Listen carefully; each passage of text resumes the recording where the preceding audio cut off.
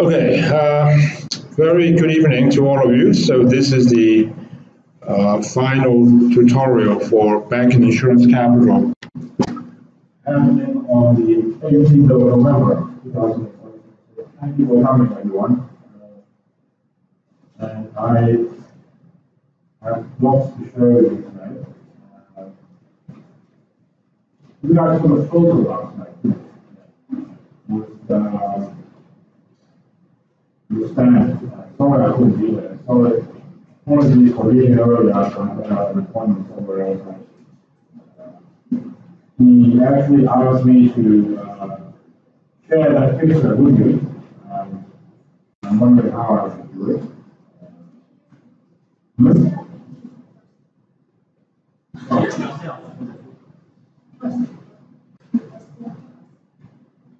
Sorry.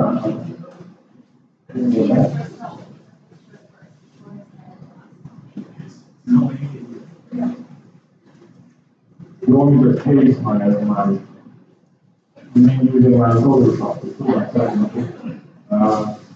Wow, I'm pretty good with some computer programs, but I'm not that good to be able to insert myself in the Photoshop.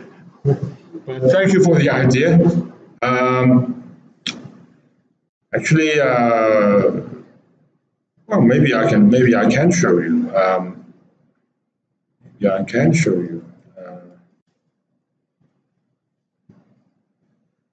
It's just right here, isn't it? It's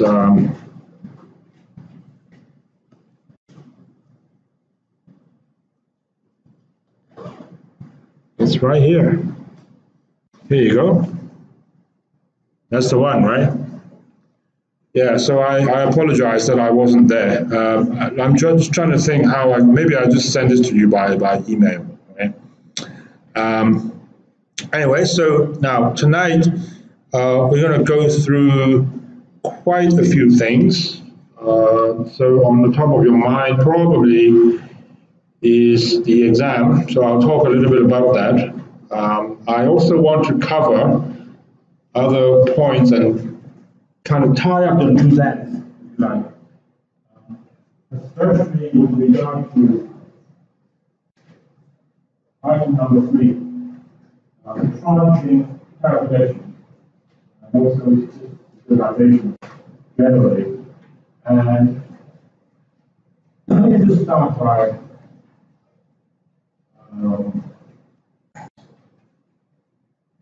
so this is our schedule. Tonight is the last night. And, so we've done all the assignments. We set a stay which was due next Wednesday evening. I really cannot, please understand, I cannot extend the deadline beyond that. So I thought I would at least giving you the rest of this weekend. It is actually for 16%, so it's very substantial. And now regarding the exam, which is happening on Friday, it will be evening in CYT 410, which is this building on the 4th floor. That place is a computer lab. And I want to just explain, perhaps I was talking quite fast last night. Some of you listened what I was saying. So for Jason's part, it's going to be open notes. And this part will be approximately 80 minutes. The multiple choice questions and some short questions and some calculations. And Cherie's part will be combined with Stanhope. So there are 2 segments to the exam. The first part is Jason. The second part is Cherie and Stan. So the time for Jason, that is a hard limit, which means at the 82-minute point, I will collect your answer paper on Jason's part. But as for Shirley and Stan, they will be combined, and there are, what, 99 or 98 minutes, and you can just use 98 minutes to complete those two parts. So that 33 there is just for your guidance. This 33 came from 180 times 2 divided by 11, approximately. Okay? And this is 180 times 4 divided by 11, and 180 times 5 divided by 11. And so what we're going to do is, so there will be two segments. So part A, or part 1, Jason. Now, you will be able to download.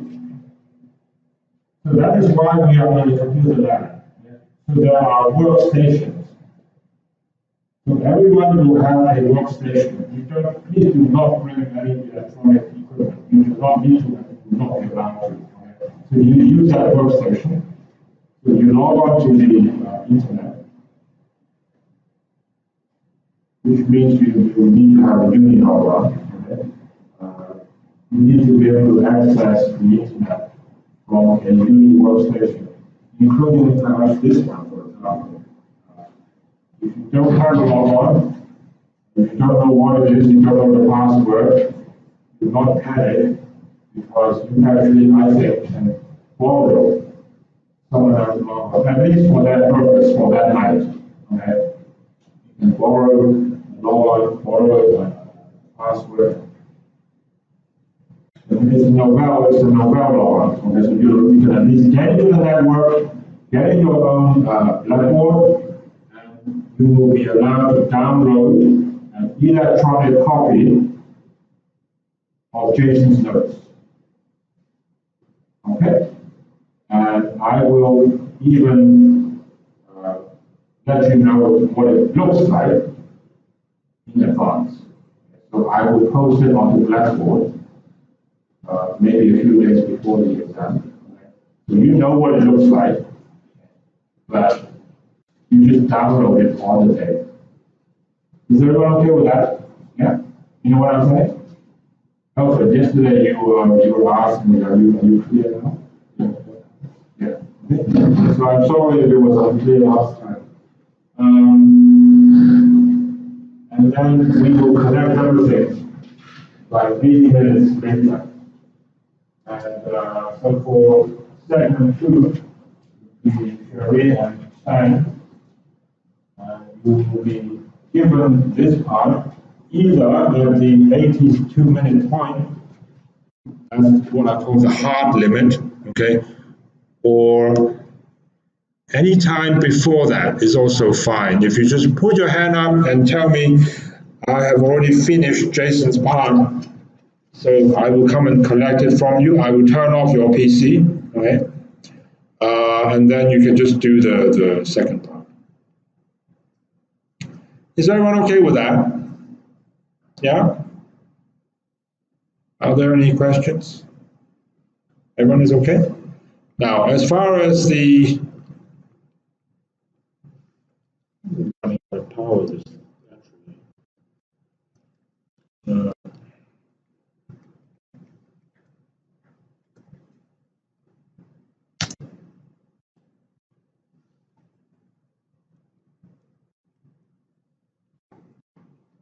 Something wrong with my PC.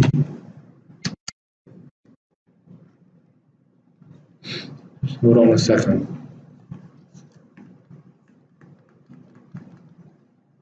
Suddenly frozen up.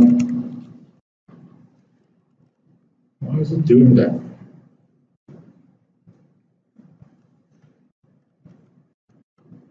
Hello?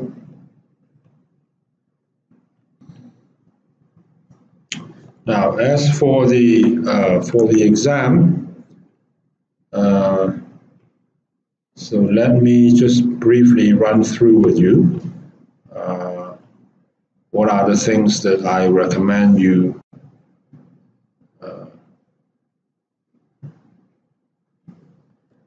you try to look into. doing that again.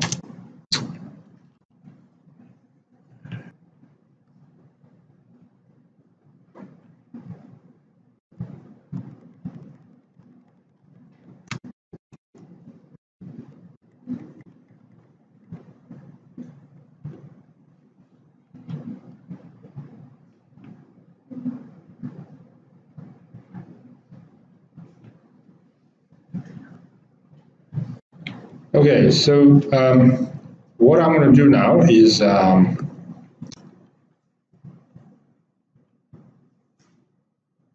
so my apologies.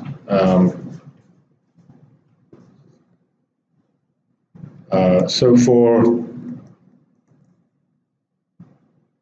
Jason, now this was already, I made this available to you last week. These are the things that I recommend you get some familiarity with. This is not the entire list, but these are things that I would strongly recommend you pay some attention to, okay? Now for bank capital, so that would be Cherie, that counts for two lectures. I think at least the concept of bank capital, what it is and why it's so important, and the basic framework of Basel I and how it evolves into 2 and then 3, different types of capital. And for that, there may also be some simple calculations. And I think one thing that bankers want to know is how it changed from Basel I to Basel II to Basel III.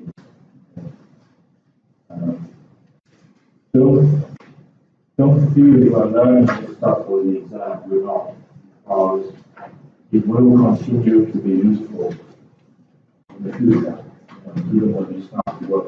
When you start working, when you become a banker, people expect you to know these things.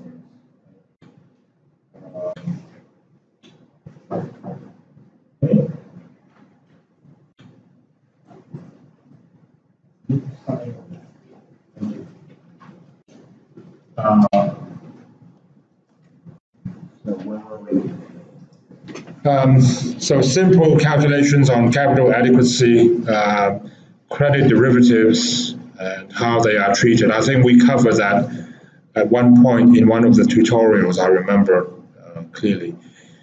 And the various ratios, so particularly under Basel III. Coco, we talked about this last time, so this is a very interesting new class of financial products. And what are they and how do they work? And I think the most important thing, why have they become so popular for the people who are issuing them and people who are buying them, okay? And I still have students, I think just 2 months ago, I might have told you this, I had a student who wrote to me. She's now working in wealth management. And she wrote to me and she asked me some questions regarding contingent convertible bonds. So I think that tells you how relevant it really is, that even after you leave this place, all right, it's very likely that you will come into contact with it, okay? Now, credit rating and securitization, I think you should at least know, simple rating concepts like viability or support rating. What are these things? And I think the notes make them quite clear. Or country rating or country ceiling. A lot of these actually I summarized them in the last tutorial. And the jargon such as outlook and negative watch and downgrade and default versus delinquency and things like that. Okay, what are the qualitative versus the quantitative factors that you think about? Okay, what is the importance of credit risk when applied to different countries? And now, tranching, I don't mind telling you, there probably will be, I mean, Stan, he said that last night, didn't you? I think he did, right? So there will be likely a question on tranching. So I will go through that in just a moment, okay? And then basic understanding of credit derivatives. And, well, that is essentially the lecture last night and the three items that he covered, okay? So that's the synopsis for the exam. And now, for now, let me quickly go to. So here I have got here some random points that as a summary of things that people have asked me before, such as how do you price bonds? Well, you price them normally as a spread to Treasury. So if there is a Treasury yield curve, so this is the US Treasury, and there's a corporate yield curve. So this is some corporation out there, IBM or GE or whatever. So normally the yield is quoted in terms of how far it is away from the Treasury market. Okay. Default risk and recovery rate and credit spread. I give you a simple example here, okay?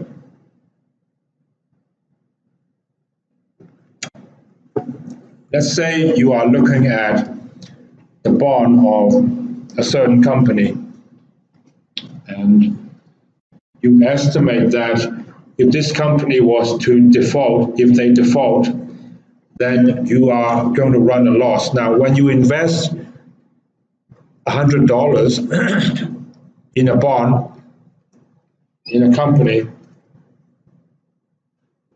if that company goes bankrupt, you don't always lose all your money. In fact, most often you don't lose all your money. Okay, that's the good news. If you're an optimist, that's how you will look at it. Okay? Then there is this thing called the LGD, okay, which stands for loss given default. So let's say you only lose $40. So the recovery you lose $60. So your recovery value, sometimes called RV, would be 40. So your LGD plus your RV is always 100%.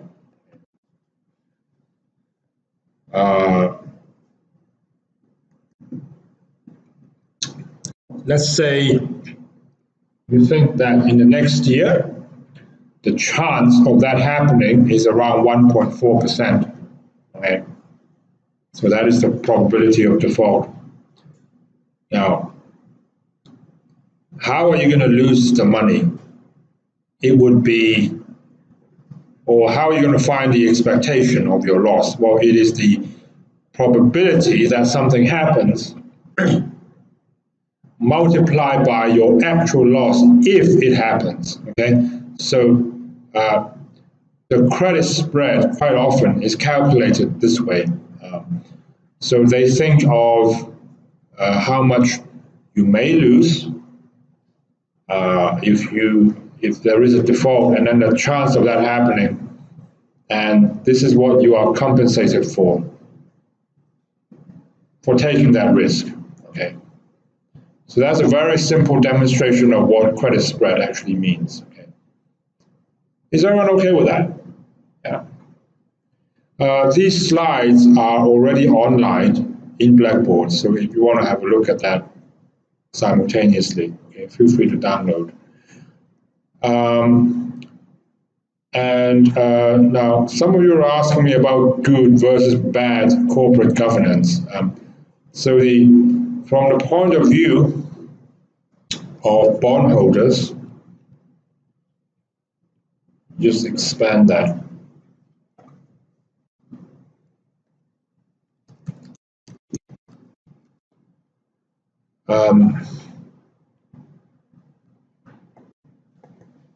This just refers to whether the lender's interests actually are being taken care of. And traditionally, if a company, if the owners, which is the shareholders, and the management are the same people, I guess it happens a lot, especially in Asia.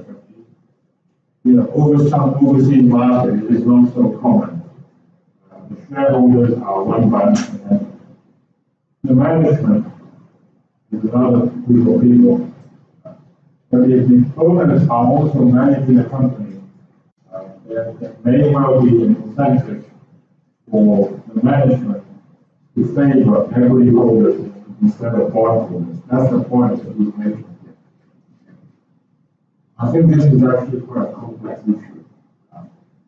And even if the management is not related to the owners, I would say, the management are given share options, for example, okay, then their interests are more biased towards the equity part. All right. Now there are some key ratios that I think Stan already mentioned a few times. Debt service coverage, and then the leverage ratio. Okay. This is leverage ratio in the accounting sense. Okay. Please remember, according to Basel III, they have a funny reinterpretation. In Basel III, there is now a new idea called leverage ratio, which is a good idea, but they turn it completely upside down. Do you remember what is the leverage ratio under Basel III? It's basically, I think it's your tier 1, core equity tier 1, divided by the asset side of your balance sheet. So of course, this, according to Basel III, if you call this thing your leverage ratio, then it should be as high as possible, as far as the regulators are concerned. Okay? But if you look at it like this, then you want to have something, as low as, or something lower, okay, for a lower risk. Okay?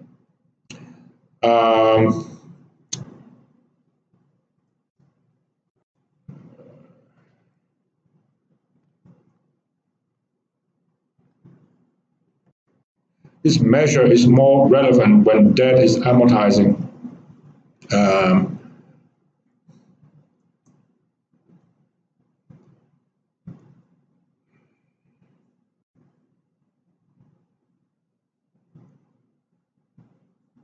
If your debt is actually amortizing, then your debt profile will actually change over time. So it is important that you need to know what is your net debt now and at different points in time. Okay. Now,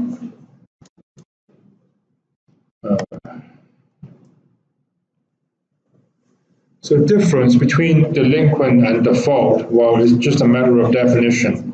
Okay. Delinquent is not as serious as default in terms of timing.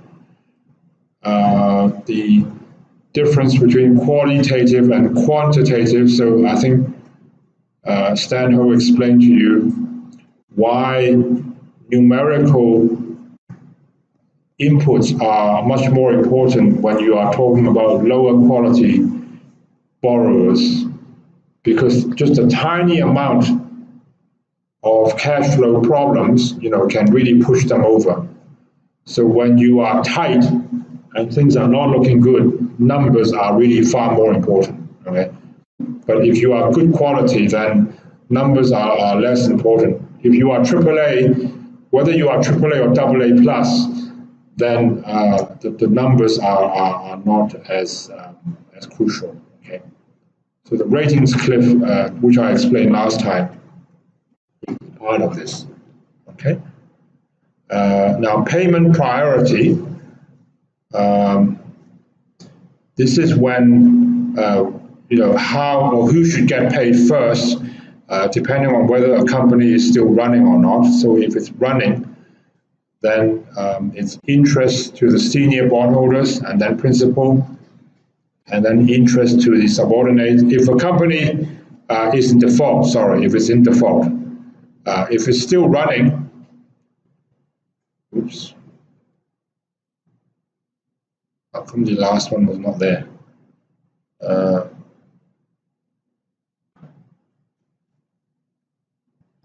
If it's still running, it should be, okay. Here you go. Yeah, 1, 2, 3, 4, like that. Okay. So you pay interest first to senior bondholders, and then the subordinated, and then the principal. Okay.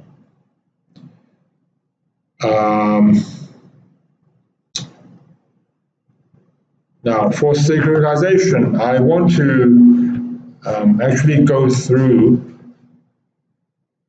So there are some notes here which I think are self-explanatory, but there is a section where we talk about tranching, and I think this is a segment that students often have problems with. It's my experience. Dear Sam, I have a few questions concerning yesterday's banking course. Why the default probability in slide 27 to 28 for AAA bonds is the highest if there is equity and junior tranche acting as buffer, why the loss severity for AAA is higher. And for CDS, why would someone prefer to cash settle than physical delivery? Would you please explain what is the mechanism of physical delivery? I'll do that. I'll answer the second question a little later. Okay. Now, for the first one, it refers to. So I extracted this part of, the lecture slides from Stan, and this table is from page 27 or 28 of last week's lecture.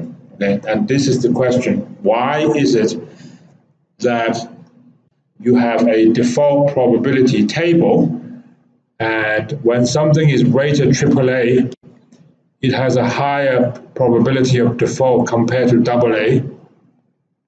Okay, and in fact, BB or BBB has a lower default probability. What is going on here? Okay, now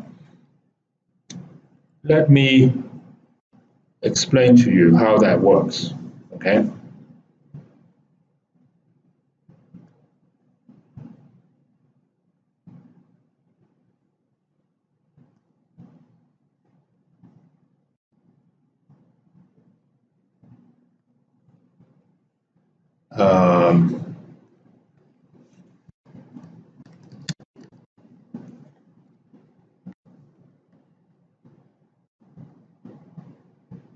Okay, now I want to just go back one step and just very briefly touch on how securitization actually works. Okay, and the way it works is, so maybe there's a bank,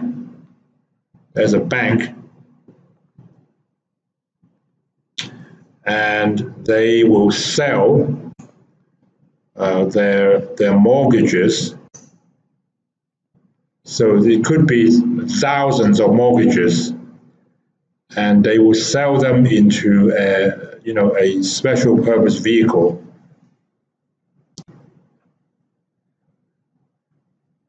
So on the asset side of this SPV are all the mortgages, which will earn income. And then on the liability side, they will divide the whole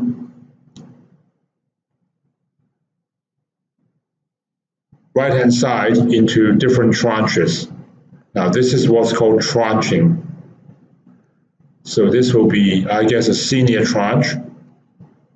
This is sometimes called the mezzanine tranche. Mezzanine is just another word for being in the middle, okay? M-I-N-E. And then there may well be an equity tranche.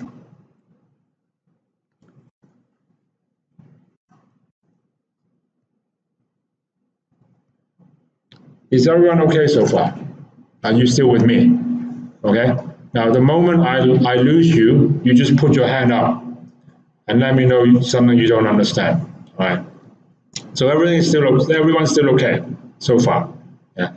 By the way, I mean, I know I keep saying this, but I will let you have a copy of all the electronic notes that I've ever made, okay, including all this stuff. So I did all that in front of you, so you will get a copy, okay? This one, what's this? Answer, oh, well, maybe not this one.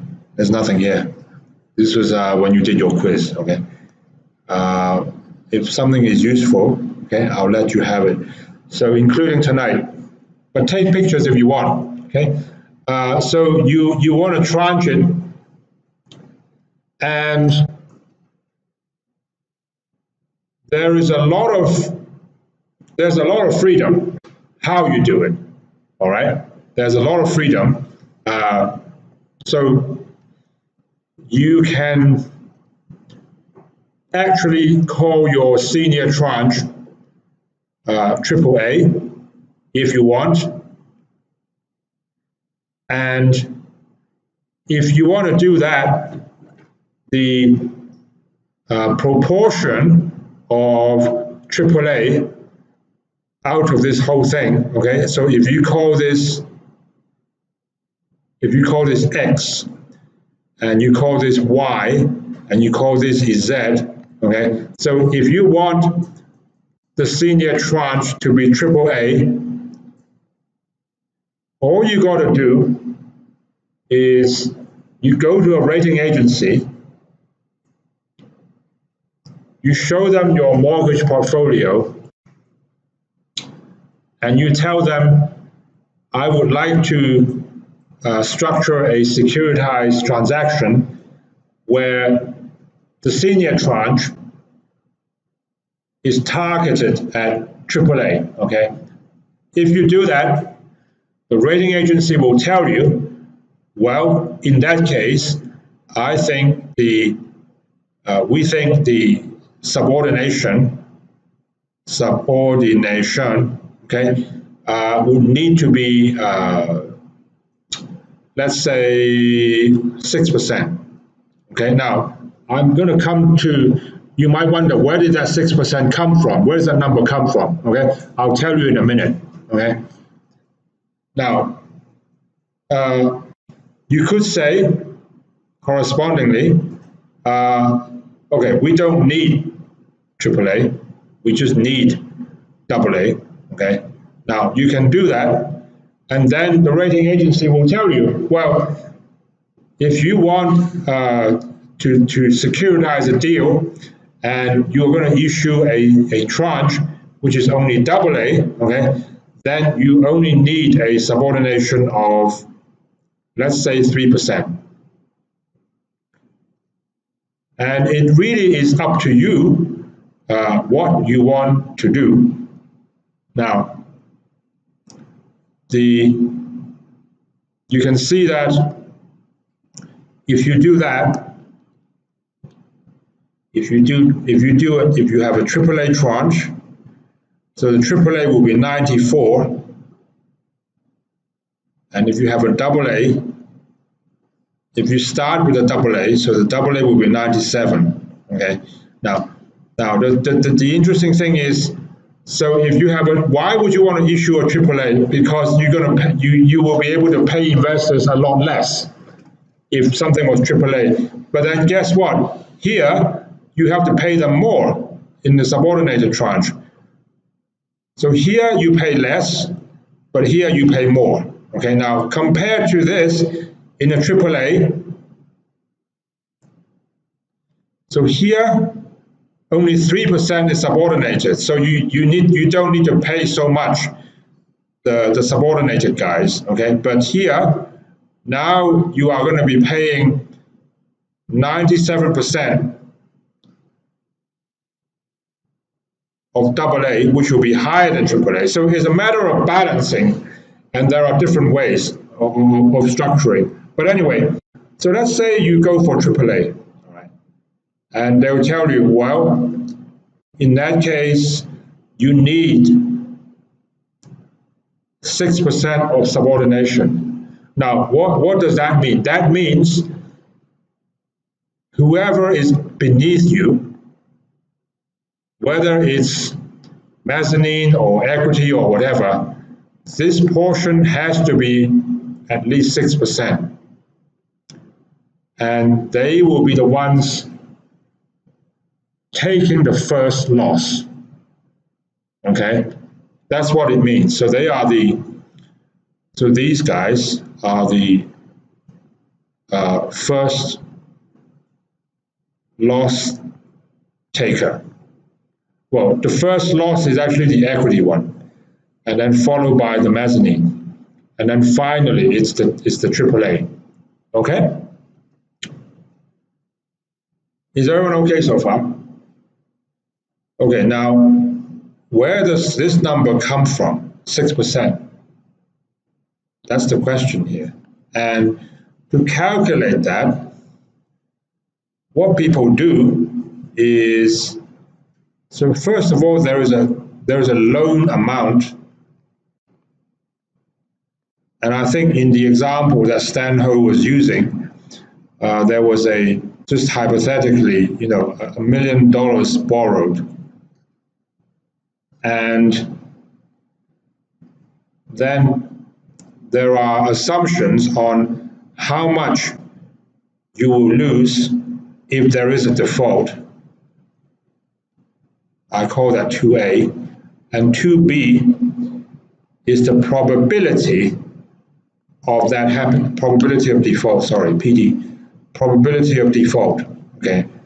Now, the loss given default,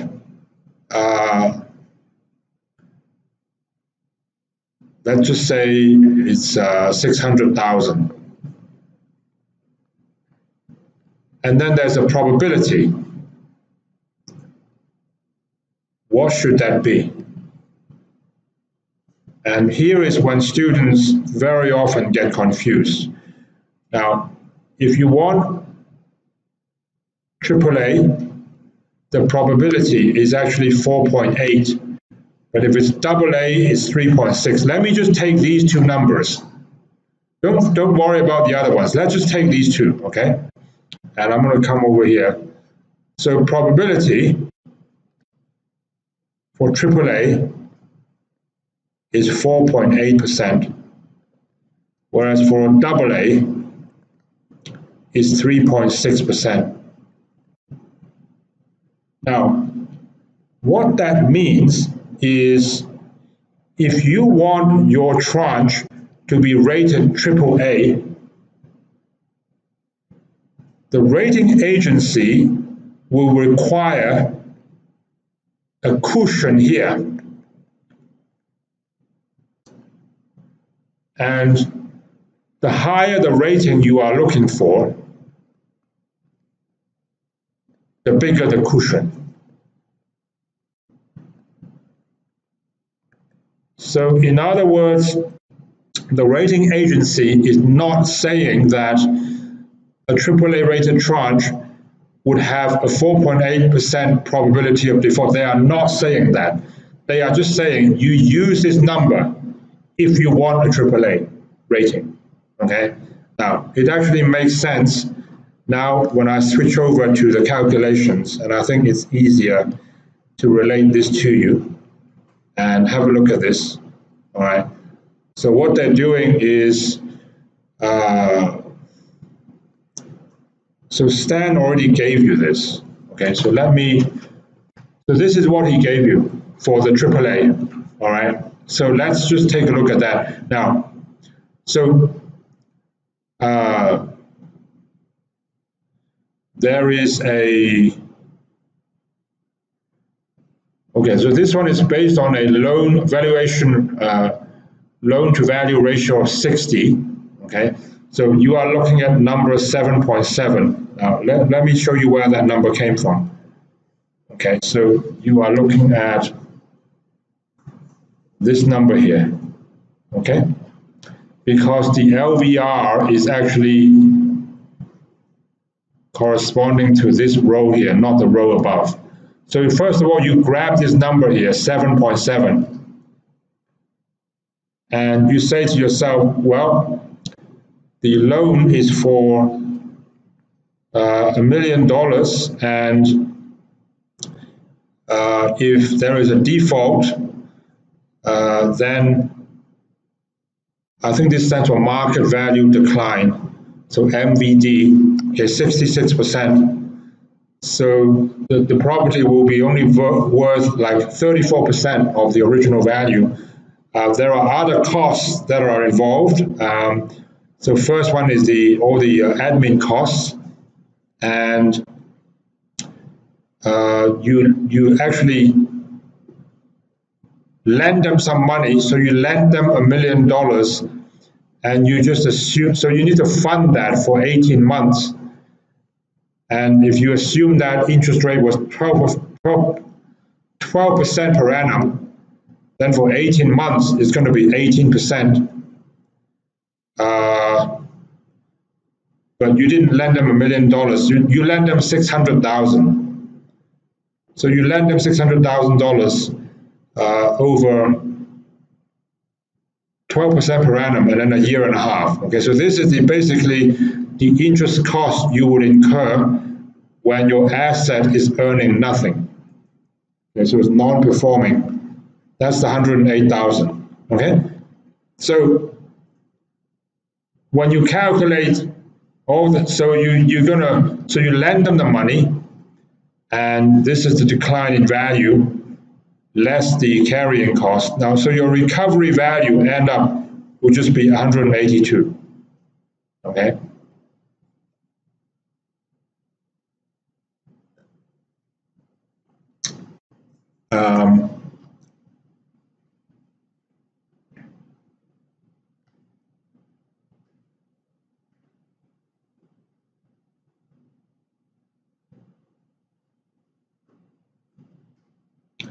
This just came from, if you use $1 million, so assuming that originally the property is worth $1 million, but now there is a decline in value, so now it's only worth 340,000. So 340,000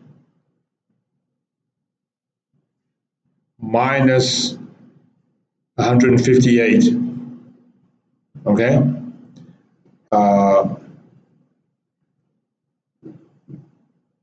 Will give you 182. Is everyone okay with that?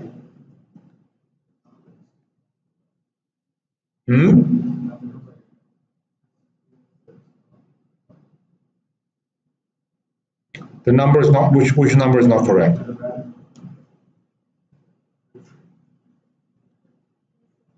The number I wrote down is not correct.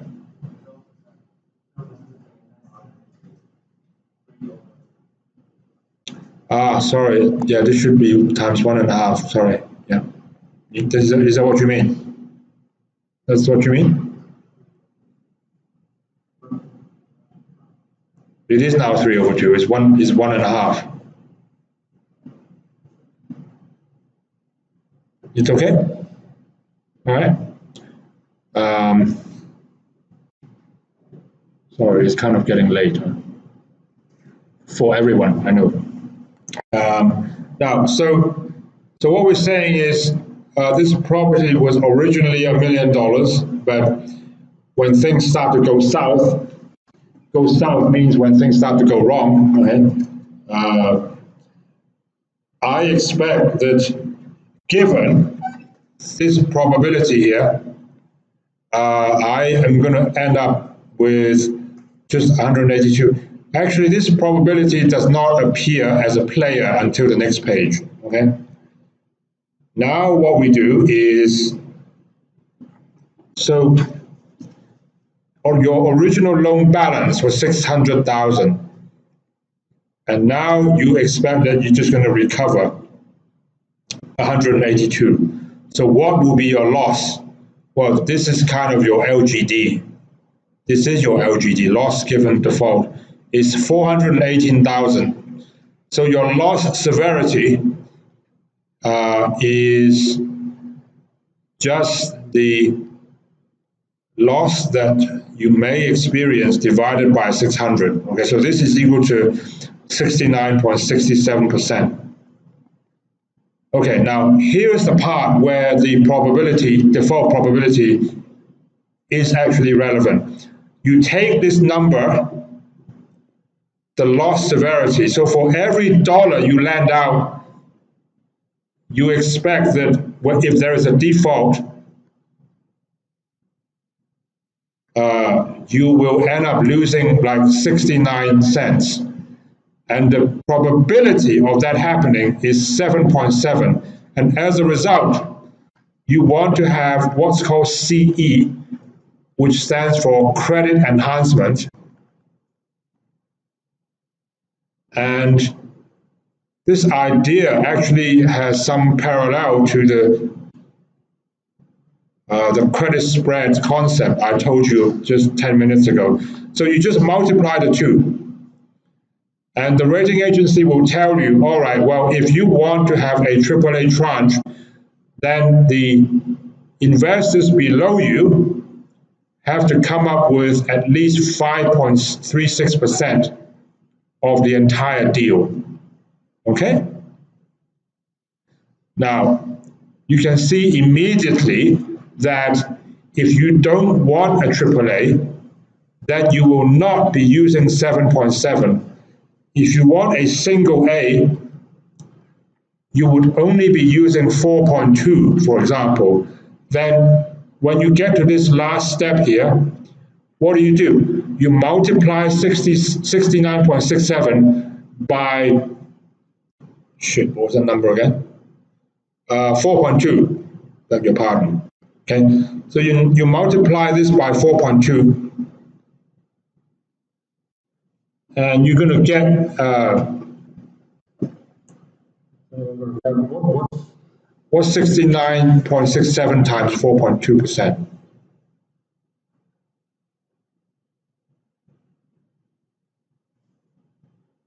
Can someone tell me?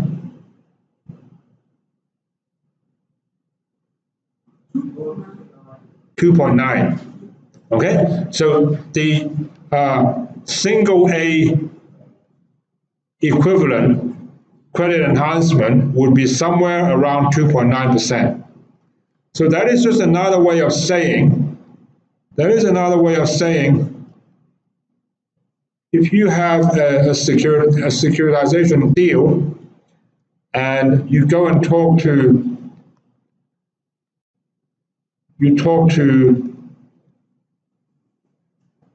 a rating agency. So on the asset side, these are all the mortgages, and on the liability side, you say, I want to have a AAA tranche. All right? So they will tell you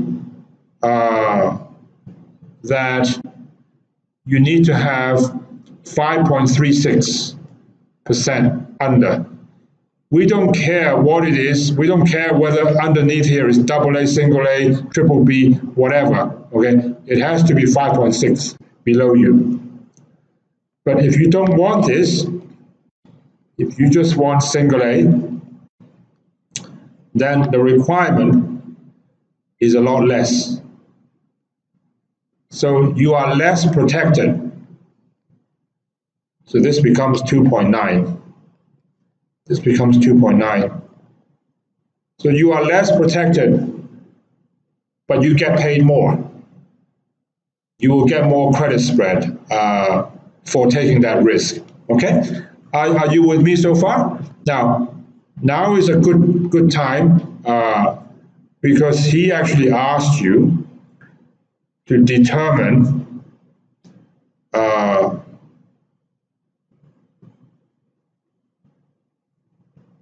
in fact, the way he posed the problem to you was like this. So if you have a deal, if you have a securitization deal, and so on the asset side, here are all the mortgages. On the liability side, so first, there is a AAA tranche, and we already know that we need to have 5.36 subordination, and that's actually worked out here. We just did that. This is where this number came from, okay? Now, he actually asked you last night, and I'm asking you again. Suppose I want a AA here, and I say that to the rating agency. Now, their first reaction is they will tell me what this number should be. What should be the subordination below AA? Never mind what's actually in here. Okay, if you're AA, you don't care. You just care that someone is in front of you taking the first loss. What is this number here? Okay, now this number is actually 3.3 or 3.36, and he went over that quite quickly on the whiteboard. And what I have done is I have re-derived all the numbers for that calculation, and they are on this page. So if you understand what I said to you 10 minutes ago about the AAA tranche, you should not have any difficulty understanding this one for the AA tranche, where the subordination will need to be 3.36, okay? And I've handwritten here, let me just, I should wipe out this, okay? So I have handwritten here in parallel for AA what these numbers correspond to. For example, for a loan to valuation ratio of 60, the AA default probability is 5.8. Where does this number come from? Well, you just look at the page. It's this one here, okay? It's this number that you're using. So if you follow all the steps, I think you should be okay. And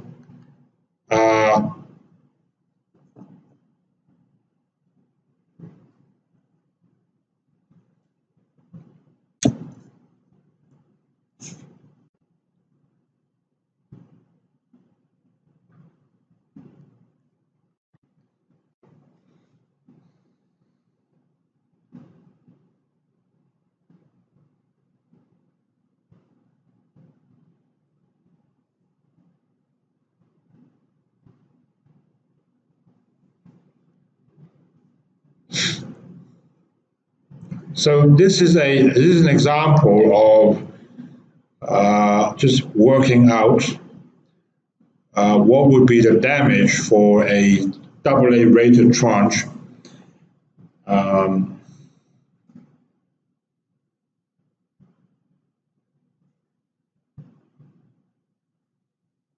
Instead of a AAA, okay? I would advise you to just go home and try and study this. I try my very best to put it in such a way that would make it understandable if you study it on your own. I think now may not be the best time for us to really focus too much on every single detail, but I think the details are all there, okay?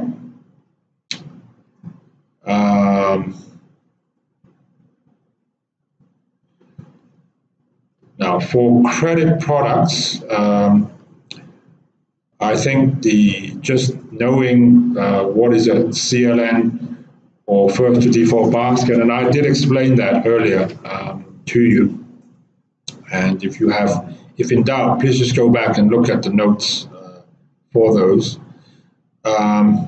So a credit-linked note works by an issuer finding an investor and issuing something and then turning around and then basically receiving some payment for taking credit risk or offering credit protection. And of course, they are offering protection because the investor is taking the credit risk. Okay? So that's how that works. So if there is no default, if it's a happy ending, all that happens is that the money will be returned back to the investor, all of it, the par value. Okay, this is if everything actually worked out fine. If there is a default and it is a physical settlement, then the money will go to the party who bought protection from you, which is this one, and they will give you the bond, which will then be delivered to the investor. Okay, that is physical settlement. If it was cash settled, the difference is between these two parties here, the protection buyer and the protection seller. They would have to agree on what is the actual loss, the loss given default. So in this case, I just put 60. So the recovery value would be 40. And then this $40 will be given to the protection seller. You might wonder, where does this 40 or where does this 60 come from? Actually, the market has a standard procedure, or it's not up to me if I'm UPS or Goldman Sachs or work at 35 for you. No, the market actually has a procedure for everyone to get together and agree on a value. That is what I put down in the bullet points now. There will be an actual public portion of the bonds, and the reported price where these bonds are actually cleared in the auction will be the price that they use. The cash settlement is just a way of actually realizing your losses.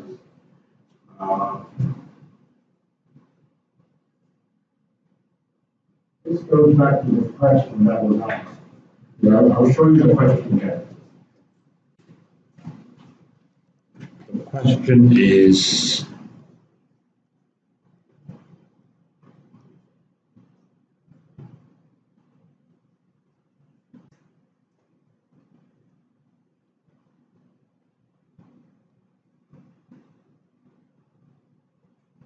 where was that question? Here, all right. For CDS mentioned at the end, of course, why would someone prefer cash settle rather than physical delivery? Would you explain what is the mechanism of a physical delivery? Why would someone prefer cash settle than physical delivery? You can approach this question from the two parties involved. So let me go back to this one here, okay? So when there's a default, so here is actually a physical settlement. Now for the protection seller, they may prefer a cash settlement instead of getting the bond, and I'll tell you why. They don't want to have the bond. Okay, so we invested in the CLN credit link note, and it's gone wrong. Well, never mind. I'll just take the loss, and start again, start all over again. I don't want to have the bond. That would be why they prefer cash settlement. So cash settlement is a way to realize your losses at the moment when you do the settlement. Now, why would you prefer to have the bond? I'll tell you why. Okay? If you don't have cash settlement, so they don't give you back $40. This is the cash settlement amount. Instead, they give you a bond. Now, if they give you this, it must be because the bond is worth $40 today. Today, okay? A bond that has defaulted is still worth something because the company still has assets. And when they sell those assets, you will get something back from it. So it can be 30, it can be 60, it can be 25, it can be 15, but it's normally not zero. So if you do cash settlement, it means that the bond today is worth 40. Now, if you actually have the bond,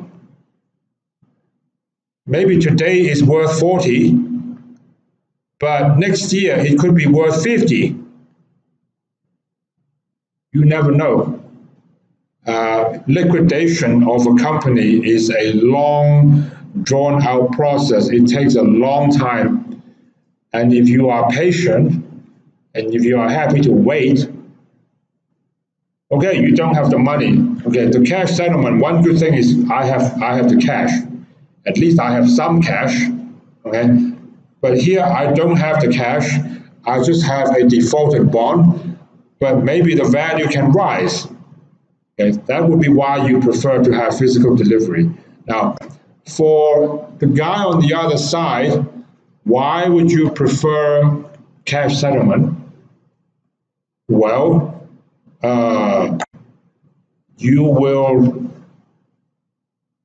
it's cleaner operationally. It's far easier to do. Okay. I think one reason is you don't actually have to go and find the bond. It is possible that you don't actually have the defaulted bond, and if you have to make a delivery, you have to go and find that bond, which means you have to buy it. And trying to buy a bond that has defaulted is actually quite hard. Okay, you see what I'm saying? Yeah.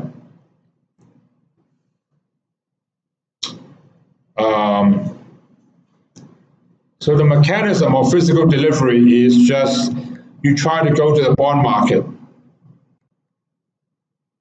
You go to the bond market and you try to buy that bond, that defaulted bond. Defaulted bond. Hopefully, if you were able to buy that bond at, let's say, $39.80 instead of $40, you might even make a little bit of money. Okay, this is known as trading distressed debt, as some of you have probably heard this term before. Okay, distressed securities. All right.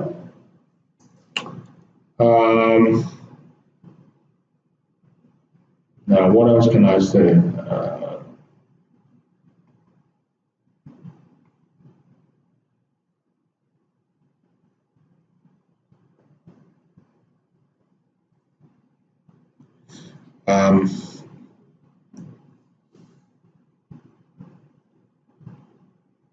Well, this was actually a question asked by a different class.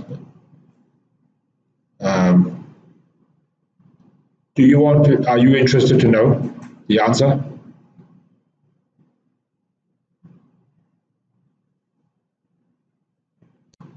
Let's see what else I need to tell you. So I have covered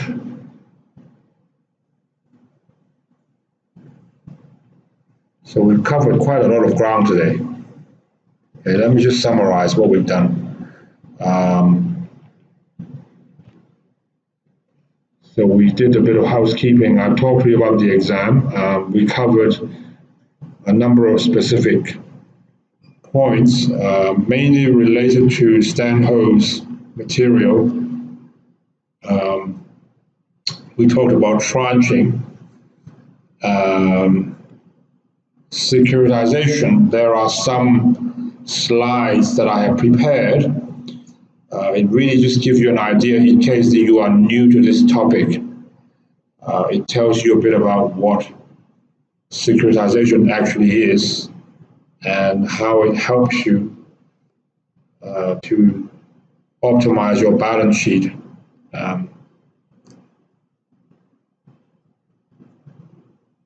So the way banks actually work, especially in the United States, is that their balance sheet might look like this before, the bank balance sheet, okay? And they have a balance sheet of this size, and then they would need this amount of capital to support it. But then part of this is actually their mortgage portfolio, mortgage. And what they were doing was they would sell this part off, so this is not part of their balance sheet anymore. And when with the money that they get, they can pay off some of the debt. Okay? Now, after you've done that, you have a choice of doing two things. Number one, you just reduce the size of your balance sheet, so now it's smaller. That means you are more well capitalized, number one, okay? Or number two, which was what the banks were doing before the financial crisis, they went out and then they, with the cash that they now have, they lent some more money. So they got cash and they would lend out some more. So they paid off the debt, but they don't pay off the debt, they just re-lent the money and they got some more new mortgages, okay?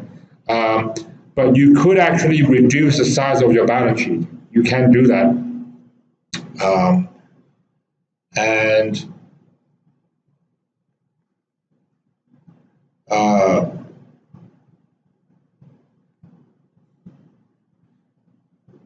Now the funny thing is that let's talk about the United States. If you are in the U.S. and you go to Citibank and you borrow money for a mortgage, you borrow a loan to buy a house, so your mortgage is with Citibank. Citibank actually can turn around and sell your mortgage to another investor, or they put it in some kind of special purpose vehicle and then they issue notes, and you don't even know it, and maybe you don't even care. Okay? So now the asset is not on Citibank's balance sheet, but they still collect a fee for looking after it, for issuing statements and to the borrower, and also collecting all the bad debts and paying the coupons and so on. This is sometimes called mortgage servicing. Mortgage servicing fee, servicing. Okay, so they get paid for that. So you don't take the credit risk anymore, but you still get a fee. And banks love to do that, okay, as an administrator. Now I have a simple example here of what a bank's balance sheet might look like if it has a mortgage portfolio and what it does to your return on equity if it was earning a certain credit spread relative to if you were to securitize a part of that portfolio and you still collect some money, but now you're collecting just a fee income, okay? But you don't need the capital anymore. How does it actually help your balance sheet? And this is the calculation for that, okay? I think it explains itself. So your return on capital will improve from 18.75 to 20. Bankers are thinking about this kind of stuff all the time, every single day, okay? And this, unfortunately, was probably what led to the financial crisis 10 years ago. Now, securitization, this is just a simple way of repeating what I said to you earlier. So you can securitize a whole load of mortgages, put them in a special purpose vehicle and start tranching it, and rating agencies will tell you what you need. If you want a AAA, what you need under. If you want a AA, they'll tell you what you need here. If you want a single A, they'll tell you what you need here, and so on. Okay? So this picture is better than the one I drew. And then we get to here, which we already covered. Okay? Sorry, there's so much to cover. I didn't even think I could tell you everything, but maybe I have. Okay. Do you still want to know? Are you still interested in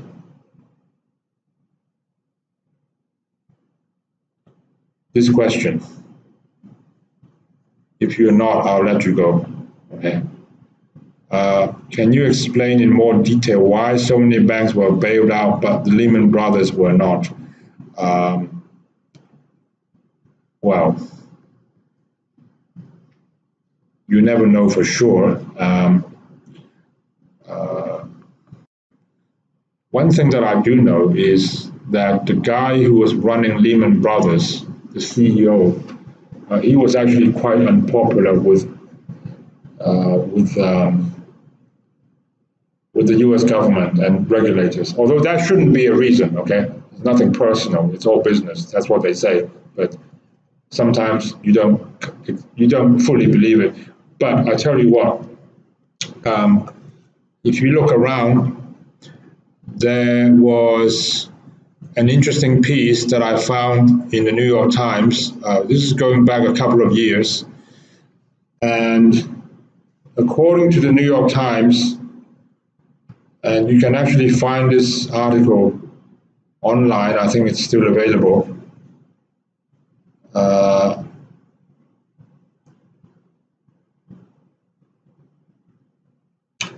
The story here is, so Lehman Brothers went bankrupt on the 15th of September, which was a Monday.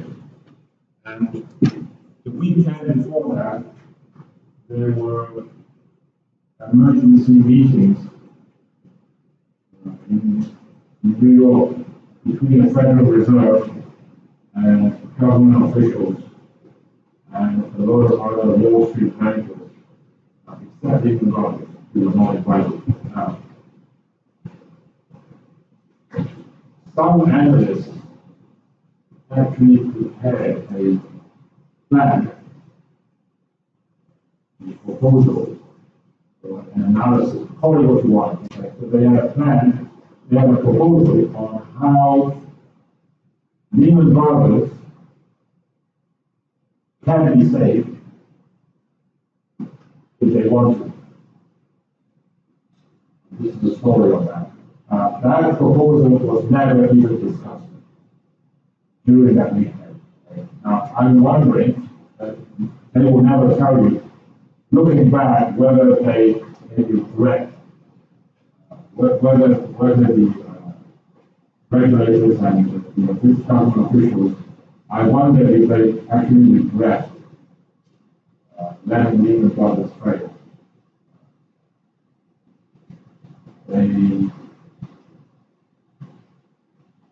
They bailed out AIG, right? They bailed out Bear Stearns.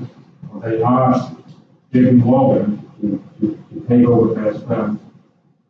They asked BOA to take over or merge or marry, whatever term you want to use, to rescue Merrill Lynch. Otherwise, Merrill Lynch also can collapse. They have a Citibank, they have Morgan Stanley, they have Goldman Sachs, they didn't have Lehman Brothers. So I think that this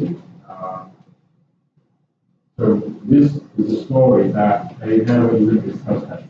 So if they wanted to, probably they could. That may not be the right thing to do. That's a different topic, but I think I'm sure they could have done it. Saving AIG required, as I recall, close to $180 billion. The saving Lehman Brothers probably will take less. One of the reasons given, I think, was that when they looked at Lehman Brothers' balance sheet, on the asset side, on the left-hand side, right, some of the assets were so bad, they thought, it's just beyond bailout. Okay? This life of a patient who is very, very ill, and he's so far gone that you can't. The assets are so bad. That's the reason that they gave. All right. If you are curious, feel free to click on this and read the story. I think it's interesting. Otherwise, anything I should let you go. I want to thank you for your patience. Thank you for coming here every Saturday night. Have you all signed your attendance? Not every time.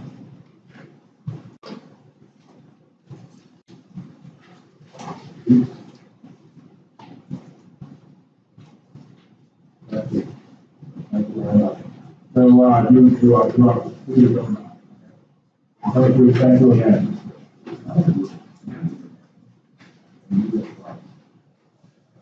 You write down the name of the people.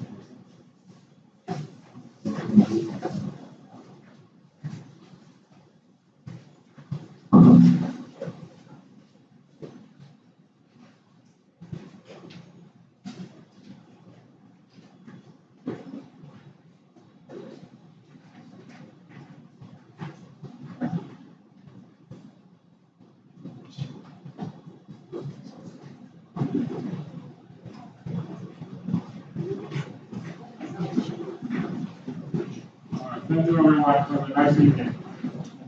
Have a nice Sunday. Read this article, it's interesting. Hey.